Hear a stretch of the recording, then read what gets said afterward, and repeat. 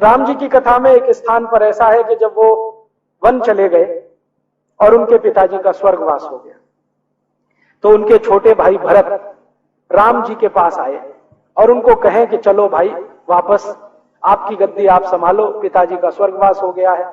तो राम और भरत का संवाद है। और मेरा मानना यह है कि भारत की सभी राम कथाओं का सबसे केंद्रीय स्थान अगर कोई है तो राम भरत संवाद है। इसमें आप सब कुछ समझ सकते हैं, पूरी दुनिया, पूरा ब्रह्मांड, पूरी व्यवस्थाएं सब इसी में समाहित है। भरत राम का संवाद अगर रामचरितमानस में पढ़ना हो तो अयोध्या कांड में है, वाल्मीकि रामायण में पढ़ना हो वहां भी है, रघुवंशम जो कालिदास की सबसे सुंदरतम कृति है उसमें एक सर्ग है, 12वें नंबर का सर्ग, उसमें भरत राम संवाद है। और 12वें सर्ग का एक उपसर्ग है जिसको तुलसी श्री कालिदास ने नाम दिया है कश्चित सर्ग। अद्भुत है, कंबन रामायण में बहुत विस्तार से है, कालिदास का रघुवंशम उसमें बहुत विस्तार से है, रामचरितमानस में थोड़ा संक्षेप में है, वाल्मीकि रामायण में भी थोड़ा विस्तार है। ये जो सर्ग है अद्भुत है। मैं मानता हूं राम कथा का इससे अच्छा कोई दूसरा वो नहीं है, हिस्सा नहीं है। इसमें राम को जब मिलने के लिए भरत आते हैं और बताते हैं पिताजी की मृत्यु हो गई है और राज्य को अब चलाना मेरे लिए तो मुश्किल है, आपको वापस चलना पड़ेगा। तो राम जी उनसे कई प्रश्न पूछ रहे हैं और वो सारे प्रश्न हमें बताते हैं कि राम राज्य कैसा होता है। और महात्मा गांधी ने इसी राम राज्य की बात कही है, राम राज्य है क्या। तो भरत आए, कुशल क्षेम पूछा, गले मिलकर रोए, वगैरह वगैरह सब हो गया। फिर शांति के साथ बैठे हैं भरत, और राम जी का पहला प्रश्न जो भरत को है वो ये कि भरत तुम जिस राज्य से आए हो, अयोध्या का राज्य, तुम कहते हो वो राम का राज्य है, माने मेरा राज्य है, अर्थात राम राज्य है। तो मैं तुमसे पूछता हूं कि इस राज्य को चलाने के लिए तुम्हारी जो नीति, नियम, कायदे, कानून है उनके बारे में कुछ प्रश्न करता हूं। तुम उनका उत्तर अगर हां में देते हो तो मैं मानूंगा कि वो राम राज्य है, और ना में दे रहे हो तो मैं नहीं मानता कि वो राम राज्य है। तो भरत कह रहे हैं आप प्रश्न पूछिए, जितनी मेरी हैसियत है, क्षमता है, मैं दूंगा। तो पहला ही प्रश्न श्री राम जी पूछ रहे हैं भरत से, वो पूछ रहे हैं कि क्या तुम अपने राज्य के आचार्यों का, वैद्यों का, गुरुओं का, पुरोहितों का और अग्रजों का ऐसा ही सम्मान करते हो जैसा मैं करता था। पहला ही प्रश्न है, क्या तुम अपने राज्य के आचार्यों का, गुरुओं का, अग्रजों का, पुरोहितों का वैसा ही सम्मान करते हो जैसे मैं करता था। तो भरत कहते हैं हां, मेरी कोशिश तो यही है कि मैं मेरे सभी अग्रजों का सम्मान करूं, मेरी कोशिश तो यही है मैं मेरे सभी गुरुओं का सम्मान करूं, मैं मेरी कोशिश ये करता हूं आचार्यों का सम्मान करूं, लेकिन पुरोहितों के बारे में थोड़ी मुझे मन में आशंका रहती है। राम पूछते क्यों, इसमें आशंका क्या है। तो वो कह रहे हैं कि पुरोहित तो कर्मकांडी कराते हैं ना। तो राम कहते हैं तो तुमने क्या मान लिया, वो गुरुओं के नीचे है क्या, आचार्यों से कम है क्या। तो कह रहे हैं कि मेरे मन में कभी कभी ऐसा प्रश्न आता है कि पुरोहितों को इतना ही सम्मान क्यों देना जितना आचार्यों को, जितना गुरुओं को, जितना उसको। क्योंकि हम मानते हैं कि भगवान तो घट घट में है, ईश्वर तो हर कण में व्याप्त है, पुरोहित हमको कर्म कांड की तरफ लेके जाते हैं, तरीके बताते हैं पूजा के, जबकि ईश्वर तो कण कण में है, घट घट में है, भावना से ईश्वर है, पुरोहिताई में क्या है। अब राम जी का उत्तर सुनिए, वो कहते हैं देखो भरत, ये पुरोहित तुम्हारे राज्य की अर्थव्यवस्था की रीढ़ की हड्डी है।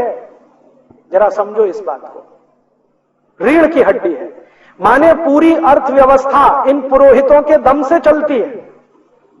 भरत कहते हैं समझ में नहीं आ रहा। तब राम कह रहे हैं धर्मस्य मूलम अर्थम, अर्थस्य मूलम कामम। और इसी बात को राम जी के जाने के कुछ लाख साल के बाद चाणक्य बोलकर गए, धर्मस्य मूलम अर्थम, अर्थस्य मूलम कामम। पहले मुझे ऐसा लगता था, जब तक मैंने कंब रामायण नहीं पढ़ी और ये रघुवंशम नहीं पढ़ा, तो मैं मानता था कि धर्मस्य मूलम अर्थम, अर्थस्य मूलम कामम, इसके मूल प्रणेता चाणक्य हैं, जो बड़े अर्थशास्त्री रहे इस देश में। लेकिन अब पता चला है कि चाणक्य से लाखों साल पहले रामचंद्र जी ये कह रहे हैं भरत को धर्मस्य मूलम अर्थम, वो कहते हैं कि देखो, धर्म के मूल में अर्थ है। अगर तुम्हारी अर्थव्यवस्था मजबूत है तो धर्म मजबूत होगा, और अर्थव्यवस्था को मजबूत करने में पुरोहितों का सबसे बड़ा योगदान है। तो फिर भी भरत को समझ में नहीं आ रहा है। तो रामचंद्र जी और उदाहरण देके कहते हैं कि देखो पुरोहित क्या करता है। पुरोहित पूजा करवाता है, तो पूजा करवाता है तो पूजा करवाता है, वो तो किसी कथा की, सत्यनारायण की, या जो भी करवाता है, लेकिन एक लिस्ट बनवाता है कि 10 घड़े ले आना, एकदम कोरे होने चाहिए, 20 मीटर कपड़ा ले आना, एकदम नया होना चाहिए, इतनी चूड़ियां ले आना, बिना पहनी हुई होनी चाहिए, 10 किलो घी ले आना, ये सामग्री ले आना, ये लकड़ियां ले आना, ये बांस मंगा लेना, ये ऐसा कर लेना, वैसा। मैंने एक बार वो लिस्ट देखी तो कम से कम 108 चीजें रहती हैं उसमें। सिंदूर ले आना, गुड़ ले आना, कलावा ले आना, ये कर लेना, वो कर लेना। तो राम समझा रहे हैं कि देखो, जो आदमी पूजा तो भगवान की कराएगा, वो तो भावना से भी हो सकती है, लेकिन जानबूझकर वो इतनी चीजें मंगाएगा क्योंकि कारीगर जो इन चीजों को बना रहे हैं वो बिकना भी तो चाहिए। उस दिन मेरे समझ में आया श्री राम जी की परिभाषा कि पुरोहित मार्केटिंग मैनेजर होते हैं। अब समझ में आया, इनसे बड़ा मार्केटिंग मैनेजर कौन होगा। अब देखो, वो कह रहे हैं घड़े ले आना, कोड़े लाना, तो कुम्हार का काम बढ़ा कि नहीं, घड़े बिके उसके। फिर घड़े पे ढकने के लिए ढक्कन और ले आना, तो कुम्हार का काम और बढ़ा, बिक्री हुई। फिर कहते हैं सकोरे ले आना, कुल्हड़ ले आना, तो उसमें प्रसाद रखेंगे, तो ऐसे करेंगे तो मिट्टी में पवित्रता होती है। पवित्रता तो सभी चीजों में होती है, लेकिन मिट्टी के ये नए नए बर्तन अगर कोई पूजा में लाएगा और ऐसी रोज सैकड़ों पूजाएं होती जाएंगी, तो कुम्हारों का काम जिंदगी भर चलता रहेगा। तो कारीगरों को जिंदा रखना है तो वो पुरोहित ही है। वो नए नए कपड़े मंगाते हैं तो जुलाहों का काम चलेगा, बुनकरों का काम चलेगा, धुनकरों का काम चलेगा।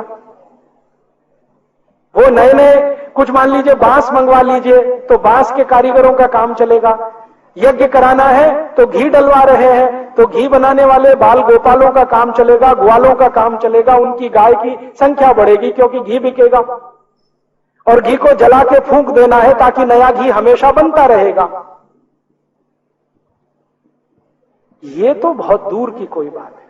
तो राम जब इसको बहुत विस्तार से समझाते हैं तब भरत कहते हैं क्षमा करना भाई, मुझे ये समझ में नहीं आता था, अब पता चल गया है कि पुरोहित राज्य व्यवस्था के अर्थ को संभालते हैं, इसलिए वो भी आचार्य और गुरु के समकक्ष है। तो राम कहते हैं कि देखो, कभी कभी ऐसा हो जाए कि गुरुओं का सम्मान कुछ कम हो, आचार्यों का कम हो या किसी का, लेकिन पुरोहितों का कम नहीं होने देना कभी, क्योंकि ये है तो राज्य की अर्थव्यवस्था है। अर्थव्यवस्था मजबूत है तो धर्म टिकाओगे, धर्म टिकेगा तो राज्य आगे बढ़ेगा। हमारी आंखें खोलने वाला है ये कॉन्सेप्ट। आज तक हमारे देश में पुरोहितों को गाली देने का काम हमारे आधुनिक पढ़े लिखे लोगों ने बहुत किया है कि ये पोंगापंथी हैं, ढपोर शंखी हैं, ऐसे शंख बजा देते हैं, वैसे घंटा बजा देते हैं। ये हमको इतना ही दिखाई देता है, इसके आगे का कुछ दिखाई नहीं देता कि वो कितनी बड़ी इकोनॉमी चला देते हैं। और राम आगे का प्रश्न पूछ रहे हैं कि जिन पुरोहितों का तुम सम्मान करो, ध्यान ये रखना कि वो पैसे के लिए कुछ ना करते हो। माने राइडर लगा दिया उन्होंने। एक पुरोहित ऐसे हैं जो पैसा लेके पूजा कराते हैं। राम कह रहे हैं अगर ऐसे पुरोहित हैं तो उनका सम्मान करने की जरूरत नहीं है, क्योंकि जो ज्यादा पैसा देगा उसी का माल बिकवाएंगे फिर तो। इसलिए पुरोहित उन्हीं का सम्मान करना है जो पैसा खुद न लेते हो और कारीगरों का माल बिकवाने में मदद करते हो। तो बिना पैसे लिए जो पूजा कराए वो पुरोहित है, पैसे लेकर जो कराए राम उसको अच्छा नहीं मानते। तो अगला ही प्रश्न वो कहते हैं कि क्या तुम्हारे राज्य के पुरोहित पैसा लेके पूजा कराते हैं? अगर कराते हैं तो उनको किनारे रखो। तो भरत कह रहे हैं कि हाँ, मैं अभी लौटकर ऐसी ही व्यवस्था करूंगा कि वो बिना पैसे की पूजा कराएं। तो राम कहते हैं कि पुरोहित को तो, अब वो पुरोहित के लिए कह रहे हैं, पुरोहित को तो जिस घर में पूजा करानी है वहां का पानी भी ग्रहण नहीं करना चाहिए, क्योंकि जो बड़ा काम वो करने जा रहा है अगर उस घर का पानी ही पीने लगे, खाना ही खाने लगे तो लालच भाव आएगा और वो अपनी पुरोहिताई से च्युत हो जाएगा। अब जरा इसको समझें थोड़े विस्तार में कि पुरोहित अगर पूजा करवाने वाले के घर खाना ना खाए, पानी ना पिए, अंग्रेजों ने इसी को प्रचार किया कि ये छुआछूत मचाते हैं, पानी भी नहीं पीते उसके घर का। मूर्ख अंग्रेजों को पता नहीं था कि वो श्री राम की कही हुई बात का पालन करते हैं, जिसके घर पूजा करानी उसके घर पानी भी नहीं पीना, पानी कहीं और जाके पीना। अंग्रेजों ने इसको छुआछूत से जोड़ दिया और हिंदुस्तान के कुछ मूर्ख इतिहासकारों ने उस पर पुस्तकों की पुस्तकें लिख डाली कि ये तो छुआछूत मचाते हैं, ये तो गरीबों के घर का पानी नहीं पीते, ये तो नीची जाति और ऊंची जाति करते रहते। वो नीची ऊंची जाति का प्रश्न नहीं था, जिनके घर पूजा करानी है वो कोई भी जाति का हो, कोई भी संप्रदाय का हो, वहां पानी नहीं पीना है, भोजन ग्रहण नहीं करना है, दक्षिणा नहीं लेनी है, प्रसाद नहीं लेना है, ये श्री राम बोलकर गए, तो उनका पालन करते हैं। फिर आगे का प्रश्न वो पूछते हैं, भरत तुम सुबह ब्रह्म मुहूर्त में उठते हो? कहते हाँ उठता हूं। फिर वही काम करते हो जो मैं करता था? प्रजा के बीच में जाते हो, वहां जाके उनका दुख दर्द सुनते हो, उनका हालचाल लेके आते हो, लौट कर आकर अपने मंत्रिमंडल की मीटिंग बुला के उसमें बहस करते हो कि नहीं करते हो? तो भरत कहते हैं कि हाँ मैं नियमित रूप से करता हूं, लेकिन कोई कोई दिन प्रमाद आ जाता है और मैं सुबह नहीं उठ पाता हूं, क्योंकि मेरे पुराने कुछ संस्कार हैं जो नाना के यहां से आए हैं, तो उनके चलते कभी कभी होता है। तो राम कहते हैं कि ऐसे राजा को प्रमाद करना ठीक नहीं है। अब तुम राजा हो, सुबह ब्रह्म मुहूर्त में उठना और बिना किसी कॉमा फुल स्टॉप के अवरोध के राजा को प्रजा के बीच में जाना, दुख दर्द सुनना। तो वो कहते हैं कि तब तुम राम राज्य के अधिकारी हो। तो राम राज्य की परिभाषा है कि राजा हमेशा प्रजा के बीच में सुबह सुबह जाए। भारत का कौन सा प्रधानमंत्री जाता है कोई जो रोज प्रजा के बीच में जाए और उनका दुख दर्द सुन के आए? गलती से कभी हेलीकॉप्टर में बैठ के आ जाता है बाढ़ राहत का काम देखने के लिए, जो दिखाई नहीं देगा इतनी ऊंचाई से। हाँ, अभी मैंने सुना कि राजस्थान में 100 साल का रिकॉर्ड टूटा है बाढ़ का। तो यहां के जो राजा है ना, मुख्यमंत्री कहना चाहिए राजा, वो हेलीकॉप्टर में बैठ के ऐसे ऐसे स्थानों पर गए जहां बाढ़ ही नहीं आई थी। तो पत्रकार को पूछा गया, भाई तुम भी तो बैठे थे मुख्यमंत्री के साथ? तो उसने कहा बैठा तो था, तो तुमने क्यों नहीं बताया? तो उन्होंने कहा जो बताने के लिए कहा गया उतना ही बताया। तो क्यों गए थे ऐसे इलाके में? तो मजा करने के लिए गए, बाढ़ राहत तो दूर है। तो हमारे मंत्री महोदय, मुख्यमंत्री महोदय, प्रधानमंत्री महोदय, राज्यपाल महोदय प्रजा के बीच में तो नहीं जाते, उड़न खटोले पे बैठे रहते हैं, कहीं घूम टहल के चक्कर लगा के आ जाते हैं। बाढ़ राहत का काम होता रहता है, साल भर ऐसे ही चलता रहता है।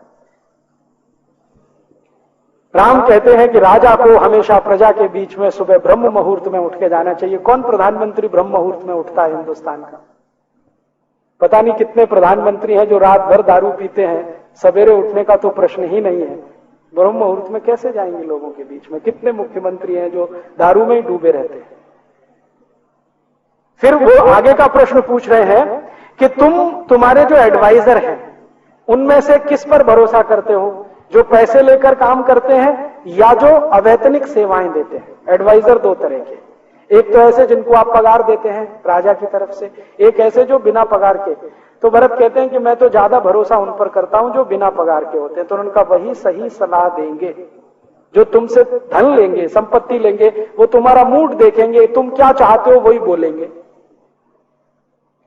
तो आजकल तो हमारे देश में कोई प्रधानमंत्री अवैतनिक सलाहकार रखता नहीं है, सब वैतनिक सलाहकार हैं। मंत्रियों की सुविधाएं सभी सलाहकारों को हैं, तो प्रधानमंत्री को वो ऐसी ही सलाह देते हैं जो प्रधानमंत्री चाहते हैं, वैसे ही देश चलता रहता है। फिर राम जी आगे कह रहे हैं कि जब तुम मंत्रिमंडल की बैठक करते हो तो कोई मंत्री ऐसा तो नहीं कि जो अंदर की बातें बाहर जाके बोलता हो। तो भरत कह रहे हैं कि नहीं, मेरे राज्य में मंत्रिमंडल में तो कोई ऐसा नहीं है। तो राम कहते हैं ध्यान रखना, अगर मंत्रिमंडल की अंदर की बातें बाहर गई तो राज्य तुम्हारा टिकेगा नहीं। आज जरा देख लो, हमारे हिंदुस्तान में कैबिनेट की मीटिंग चल रही होती है, अंदर से कोई आ जाता है और न्यूज़पेपर वालों को बाइट देके चला जाता है कि अंदर ये हो रहा है। फटाक से खबर अगले दिन हेडलाइंस में आ जाती है। फिर सब एक दूसरे पे आरोप लगाते हैं, खबर कहां से लीक हुई हमें नहीं मालूम जी। अभी वो देखा नटवर सिंह का केस, वो पाठक कमेटी की रिपोर्ट लीक हो गई, प्रधानमंत्री कहते हैं मैंने नहीं की, मंत्रिमंडल के लोग कहते हैं मैंने नहीं की, फिर हो कैसे गई लीक? तो राम कहते हैं कि अंदर के कोई फैसले बाहर लीक अगर होते हैं तो ऐसे मंत्रियों को रखना नहीं, तुरंत निकाल के बाहर करना। फिर आगे वो पूछते हैं कि तुम जब भी कोई योजना बनाते हो तो धन की व्यवस्था कैसे करते हो? क्या प्रजा के ऊपर नए टैक्स लगाते हो, नए कर लगाते हो, या अपने राज्य का फालतू खर्च कम करके उससे योजना बनाते हो? तो भरत कह रहे हैं कि मैं कोशिश करता हूं कि मेरे राज्य के फालतू खर्चे कम करूं और उसी से प्रजा के भलाई के काम करूं। नए टैक्स लगाने में मुझे विश्वास नहीं है, क्योंकि आप मानते हो कि ज्यादा टैक्स अच्छे नहीं है। तो राम कहते हैं टैक्स उतना ही की सरकार 12-13 टैक्स लेती थी, आजादी के 60 साल में अब 63 टैक्स हो चुके हैं, और फिर भी वित्त मंत्री का पेट नहीं भरता। हर समय कहते हैं और टैक्स लाओ, और टैक्स लाओ। हर दिन उनका स्टेटमेंट रहता है ज्यादा से ज्यादा लोगों को इनकम टैक्स के नेट में फंसाओ, ज्यादा से ज्यादा लोग। 7,50,000 करोड़ रुपए हम हर साल टैक्स में भरते हैं, फिर भी सरकार का पेट नहीं भरता। राम जी कहते हैं कि फालतू खर्चे कम करो, उससे प्रजा का विकास करो। आज की सरकार के 90% खर्चे फालतू खर्चे हैं, ये सरकार खुद कहती है। हमारी सरकार ने एक शब्द विकसित किया है, non planned expenditure, unplanned expenditure. ये सब फालतू खर्चे हैं। फालतू खर्चे माने प्रधानमंत्री की पगार, प्रधानमंत्री का वेतन, प्रधानमंत्री के मंत्रिमंडल का वेतन, राष्ट्रपति का, मुख्यमंत्रियों का, राज्यपालों का, सरकारी अधिकारियों का, कर्मचारियों का, जिससे विकास का कोई काम नहीं होता। यह है अनप्लान्ड एक्सपेंडिचर। हमारी सरकार के कुल खर्चे का 90% यही खर्चा है, मात्र 10% प्लान्ड एक्सपेंडिचर है। राम जी इसको उल्टा कह रहे हैं। वो भरत को कह रहे हैं कि 10% खर्चा तो तुम्हारा अपना होना चाहिए सरकार का, 90% प्रजा के ऊपर खर्च होना चाहिए। अब श्री राम जी की कल्पना में मैं बजट बना रहा हूं, राम राज्य का बजट, और अगले साल आपको उस पर बात करूंगा कैसा बजट होना चाहिए, जिसमें 10% खर्चा फालतू का हो, सरकार पर हो, 90% खर्चा विकास का हो। तो बजट कैसा होना चाहिए? और वो कह रहे हैं तो बजट तो होता ही होगा, ऐसा तो नहीं है कि उनके राज्य में बजट नहीं होता होगा। तब समझ में आएगा कि राम राज्य का बजट कैसा होता है। फिर वो कहते हैं कि तुम्हारी जो सुरक्षा व्यवस्था का खर्च है वो तुम्हारे कुल खर्चे से 15% के ज्यादा नहीं होना चाहिए, अधिक से अधिक जब इमरजेंसी हो, और कम से कम 5% रहना चाहिए। फिर वो आगे कह रहे हैं कि तुम तुम्हारे राज्य के अधिकारी और मंत्रियों में क्वालिटी देखते हो या चापलूसी, गुण देखते हो या उनकी चापलूसी? वो तुम्हारे आगे पीछे हाँ जी हाँ जी हाँ जी हाँ जी करते घूमते रहे, ऐसे लोगों को मंत्री बनाते हो, या जो तुम्हारी गलत को गलत कहे, सही को सही कहे और तुम्हें सही राय दे, ऐसे लोगों को मंत्री बनाते हो? तो भरत कहते हैं हाँ, मैं कोशिश तो करता हूं बिना चापलूसी करने वालों को ही मंत्री बनाऊं।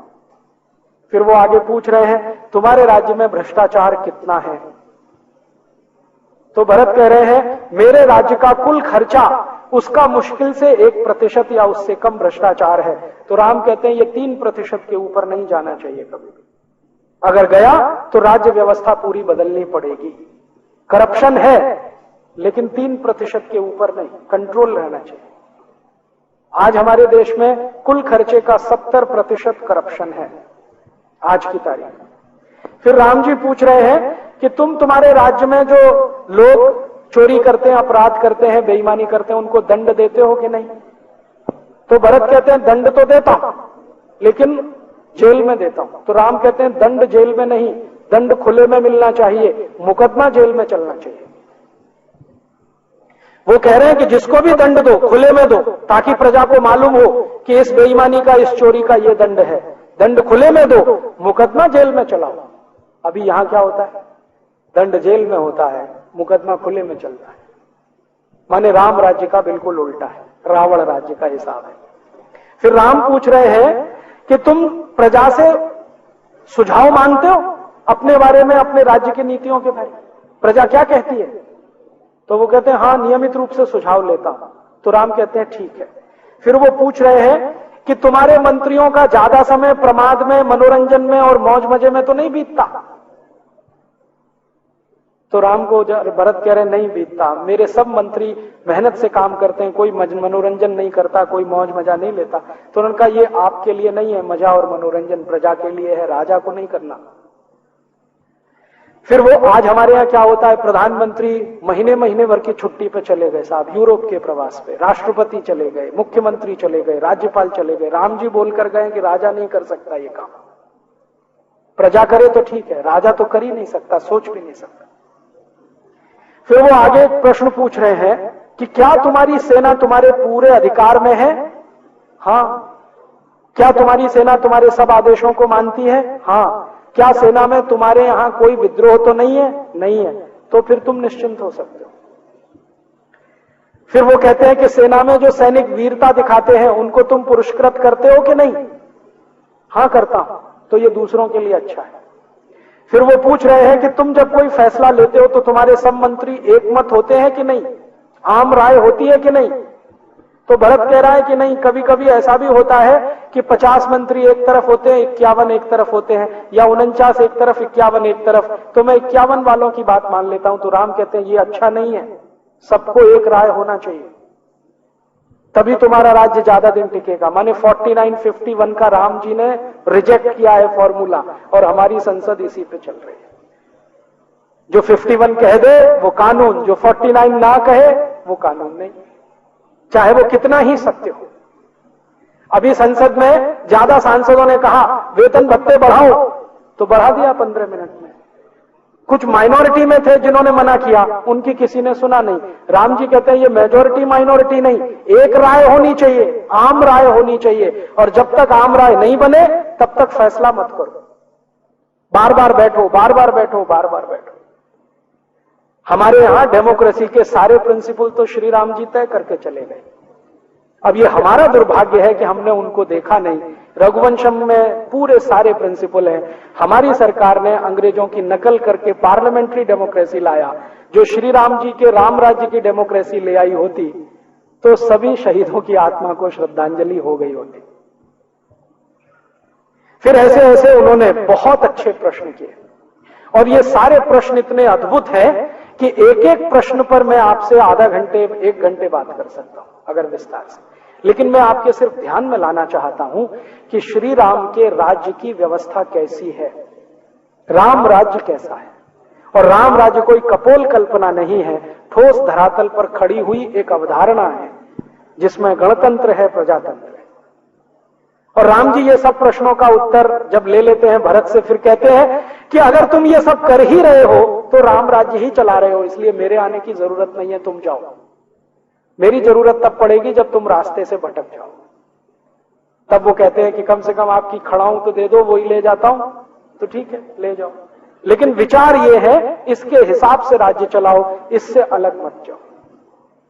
तो गांधी जी बार बार जो राम राज्य की कल्पना कर रहे हैं वो यही कल्पना है। और मैंने कोशिश किया है कि ये राम राज्य की कल्पना जो छुपी पड़ी, क्योंकि इस पर बात नहीं हुई है, चर्चा नहीं हुई है, मैंने तो जितने रामकथा कहने और कहलवाने वाले लोग हैं सबसे बात की, किसी ने मुझे संतुष्ट नहीं किया, हर जगह निराशा मिली। वो राम के दूसरे दूसरे रूपों की बहुत चर्चा करते हैं।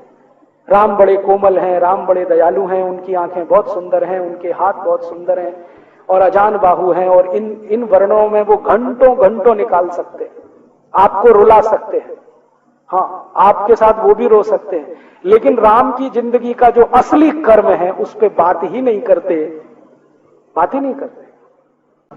गांधी जी तो कहते थे कि आजादी के बाद कुछ करना है तो राम राज्य ही लाना। तो मैं मानता हूं कि हम सब मिलकर अगर इस राम राज्य को लाने में थोड़ा भी लग जाएं तो कोई मुश्किल नहीं है कि अगले 3, 4, 5 वर्षों में ये राम राज्य नहीं आ जाएगा।